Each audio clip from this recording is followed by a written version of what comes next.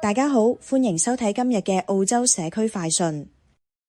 近日，維多利亞州 Princes Freeway 發生嚴重道路安全事件，該路段喺11月10日一日內至少造成28架車因同一坑洞受損，部分車輛爆胎，無法行駛，只能停靠喺緊急車道等待救援。有當地司機將畫面提交至 3AW 電台，可見多架車同時拋錨，甚至有熱心路人自發協助更換輪胎，短時間內替超過30架車提供協助。然而，大量司機對道路維護責任問題表達不滿，指維州交通部門、地方政府同維州道路管理局互相推諉，皆否認負責該坑洞嘅維修。專家提醒，司機若欲申請坑洞損害賠償，需證明主管機關事前知情卻未維修，而實際上成功率偏低。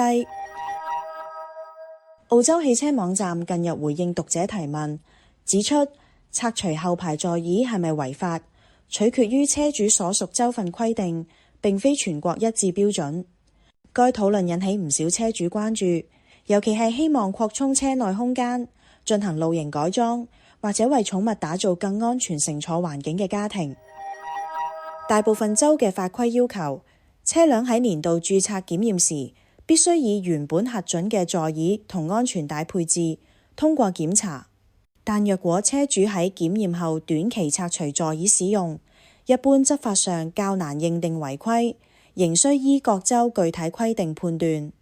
專家亦都提醒，若果希望永久改為兩座車型，需經工程師檢驗並重新認證，但成本較高，而且可能無法再恢復原來嘅座椅結構。